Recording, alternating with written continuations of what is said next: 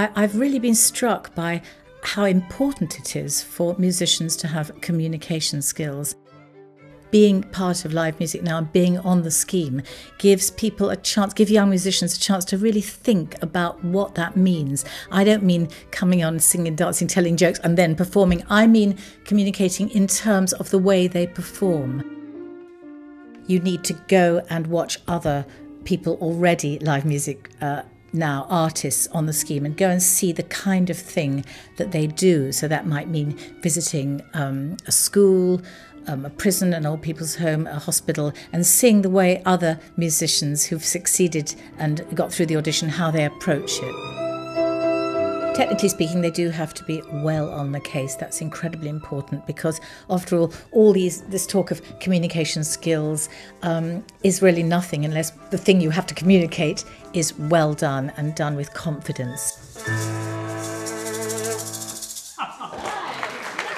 The audition itself lasts around 25 minutes. There's a panel of experts, I've been among them many times, who will listen to them and chat to them. And what they need to do is to perform music of their own choice. It needs to be a varied programme. That's very important because there are all sorts of different circumstances they would have to perform in, and some of them would be for children, some children with learning difficulties. When it comes to people perhaps, one might say, less advantaged, or perhaps people who are not well in institutions or in hospitals, or people perhaps with disabilities of some kind, it has been proved over and over again how incredibly useful this is for them. And I think for any young musician, being in the presence of somebody with those people with those sort of issues, it's a broadening experience, it's an uplifting experience.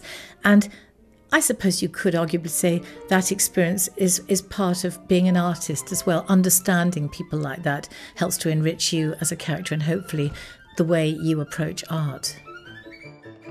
We want to see how you introduce the music, that you're well in control and choose something that's not going to alienate them at all. I think sometimes you might see if you can find a piece which has something very, very simple, almost a nursery rhyme feel, and then becomes more complex. And that way you can draw in people who perhaps are not used to listening to complex music. Dress, I think, are really quite important. Perhaps something bright coloured. Don't go in some incredibly formal black outfit if you're performing to young kids and even to older people as well. Everyone wants to be cheered up. A lot of smiling. I don't think that does any harm at all.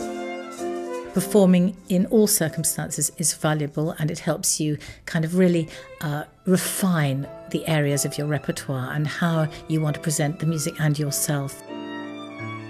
You really do need to perform this stuff from memory. You need to not have your head buried in the music. Of course, you can always have a bit of paper to remind you of what's coming up, or the next bar, or a few cues written down, I'm sure. But the main thing is you need to be able to engage, eye to eye with your audience. Well, I really, really hope you'll consider applying. We want best musicians, we want best communicators, and it's not only going to be incredibly valuable for the people who listen to you, but I promise you a really valuable experience for yourself, whatever direction your musical career takes. If you're watching this now, you're probably on the website, in which case just go to the page where you'll get lots more details about exactly what you need to do and how to apply. Please visit our website, which is www.livemusicnow.org.uk.